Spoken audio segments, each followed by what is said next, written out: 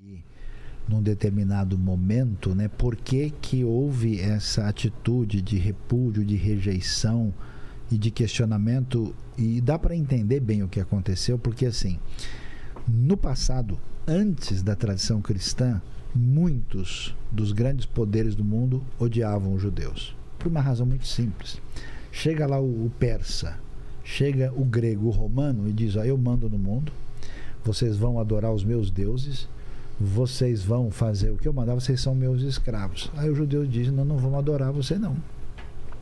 Como assim? O imperador se declarou divino, problema dele, a gente não vai aceitar.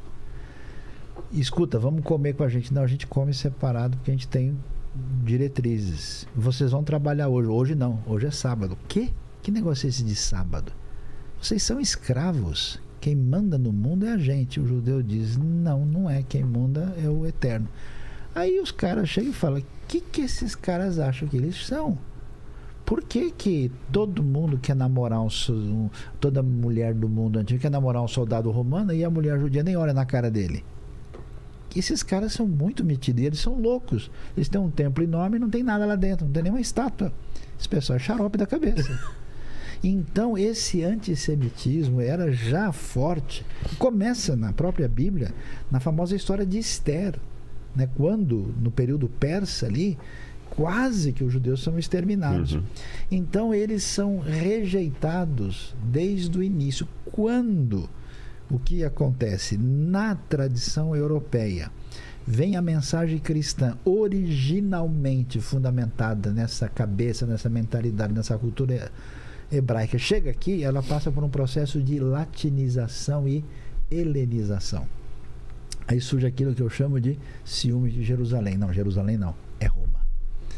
Jerusalém não, é Atenas. Jerusalém não, Constantinopla. Nós somos Alexandria, nós somos a última bolacha do pacote. A gente é que tem. Então, nesse processo, qual que é o problema? Não tem como mudar. A Bíblia está aqui. Seu vasto conteúdo maior está em hebraico e um pouco em aramaico. Tem o Novo Testamento em grego, mas a cabeça por trás ela é hebraica. Se você não entender a base de pensamento, o fundamento dessa estrutura hebraica, você nunca vai entender a Bíblia direito. E qual é a vantagem da gente fazer essa viagem? Eu não faço essa viagem por turismo, nem porque eu quero ver um negócio. Aliás, eu e o Rodrigo já vimos bastante, mas porque a pessoa chega e fala: agora eu entendi. Puxa, então é assim.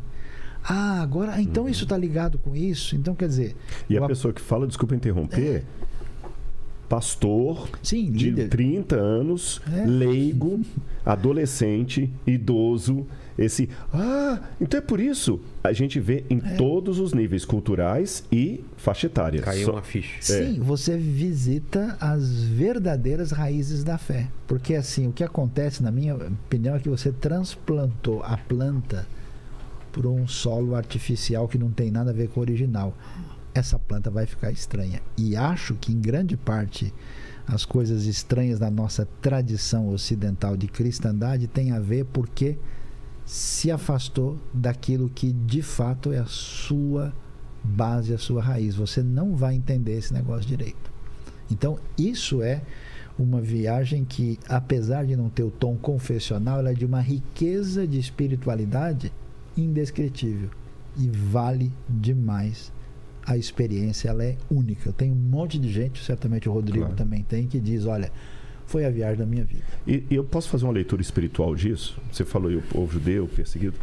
Quando eu falei, puxando aquela questão de racismo, que eu falei, né, a diferença das vezes como alguns negros falam do racismo e como os judeus falam, que eu falei que eles foram mais escorraçados, tem um motivo espiritual por isso. Eu acredito particularmente na teologia do grande conflito. O que eu chamo de teologia do grande conflito? O bem contra o mal.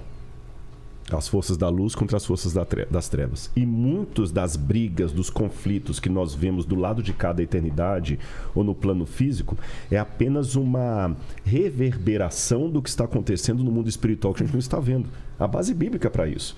Por exemplo, o profeta Daniel, quando ele estava na Babilônia lá, naquele desespero, o povo vai ser liberto, não vai ser liberto, veio o anjo e falou assim, não, eu fiquei lutando contra o rei da Pérsia, até que veio Miguel e me ajudou.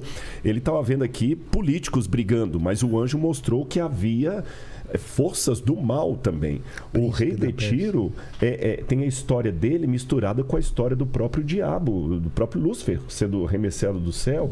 A besta do Apocalipse é vista ao mesmo tempo como o dragão, que é a antiga serpente, e é o Império Romano. Então, o mundo espiritual... Lembra de Stargate? Sim. Eu vou fazer essa comparação. É como se o mundo espiritual e o mundo físico estivesse aqui, ó.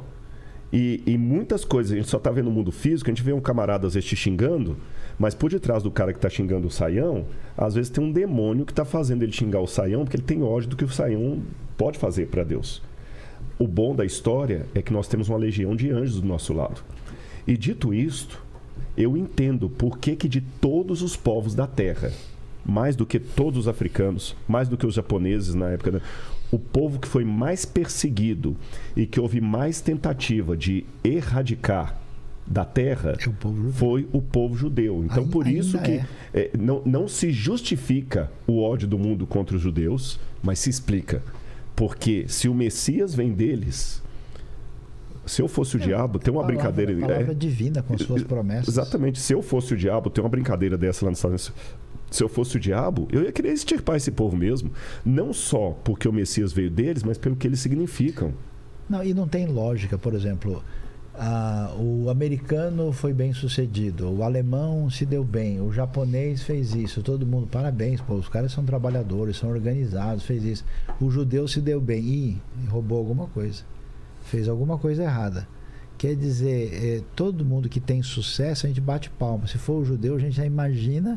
que tem, até você fala, esse cara é muito judeu, que ele é muquirana, tem um monte de estereótipo, né? E não tem sentido. E eu tenho experimentado isso na minha vida, né? De ver pessoas assim que não sabem nada.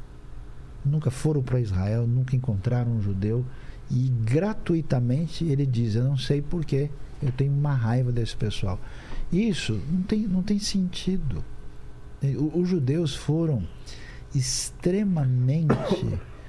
assim, importantes na contribuição do que a gente chama de cultura germânica da Europa Central, tanto na Áustria como na Suíça.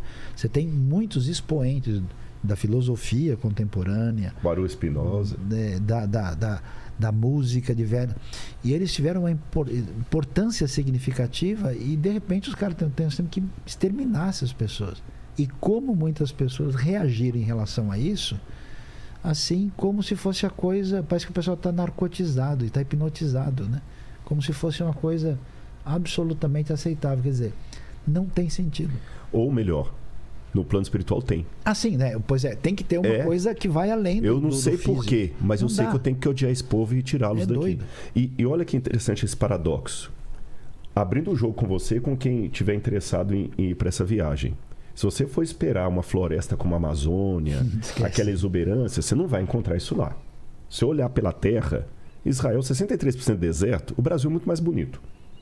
Se eu olhar pela cidade de Jerusalém, é uma cidade antiga e tudo, mas tem muitas outras cidades. Paris é mais bonito. Mas é aquilo que eu falei do paradoxo de Deus. Aquele ali é que faz algo que os demais não fazem. Aquele povo, que ao mesmo tempo é um povo sem a cultura dos gregos, sem a arquitetura dos romanos, sem o dinheiro, sem o ouro do Egito, é o povo que todo mundo quer amar ou odiar. Aí quando eu pego o produto daquele povo, chamado Bíblia Sagrada, e deixa-me colocar o notinho de rodapé, produto daquele povo no sentido de, através daquele povo, o Espírito Santo nos deu a Bíblia. Porque, com provável exceção para Lucas, todos os outros eram judeus. Então, esse livro é uma miniatura de tudo isso que a gente falou dos judeus. Porque a Bíblia também, embora tenha muitas partes poéticas bonitas na Bíblia, 1 Coríntios 13, o próprio Gênesis ali tem uma métrica muito bonita, você sabe melhor do que eu. Mas, no geral, você é um homem da área de letras, no geral, a Bíblia está longe de ser um best-seller. Em termos de sofisticação literária. literária. Você está entendendo? Porque ela descreve situações meio dantescas, situações assim que... Porque o que é um clássico? Um clássico, ele tem que ter, assim, beleza e leveza até na hora de descrever um massacre. A Bíblia não tem isso. Tem expressões chulas. A porca voltou ao seu vômito. Nossa justiça é como pano sujo de sangue de menstruação. A mulher, a concubina que foi esquartejada. É Davi que mata o Golias porque corta a cabeça dele. E conta a história de um povo que errou e errou, fez exatamente. Que o herói vai lá e pega a mulher do principal soldado dele e depois manda matar o cara ainda. Agora, esse livro com todos esses defeitos produz uma coisa, à semelhança de Jerusalém, Sim. que nenhum outro livro do mundo produziu. Assim como eu falei, nenhum povo foi tão perseguido Paradoxo da e fé. destruído como os judeus, nenhum livro foi tão hostilizado e proibido como a Bíblia. Aí vem o paradoxo, porque se ele é um livro com tantos defeitos, não era para ameaçar ninguém. E as pessoas, nenhum especialista em Shakespeare tem coragem de virar mártir por sua interpretação do Hamlet. Mas eu encontro um monte de pessoas que deram a vida pela interpretação bíblica para segurar esse livro que está com a gente até hoje. Por isso que eu até puxei a questão do hebraico. Dali até aqui. Esse livro é a história da Bíblia é um microcosmo da história do povo judeu. É um livro que, por alguma razão, todo mundo tentou destruir ou morrer por ele. E continua. Não tem explicação lógica para Israel estar de volta na Terra. Em 1948, o bairro era extremamente perigoso. Todos os países em volta queriam nos destruir. Não tínhamos uma frota aérea. Mandaram alguns aviões, 4 dos Estados Unidos, não tinham armas, não tinham exército treinado. Os 2 grupos de milícias não se davam bem, brigavam, não eram unidos. Eram judeus mesmo. E veio um exército atravessando o deserto, de repente deram a volta, saíram correndo. Aconteceram coisas que não se explicam. Por quê? Então, quando você estiver lá em Jerusalém, você vai ver uma cidade, como foi falado, que foi sitiada, destruída 2 vezes, mas sitiada 25 vezes. Mais de 100 vezes. Muito mais de 100 vezes. Mais de 100 vezes, mas o templo destruído 2 vezes. Não tem explicação.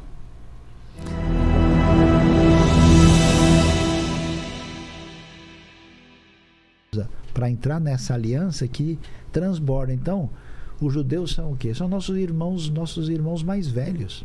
Nós temos uma relação de proximidade. E a bênção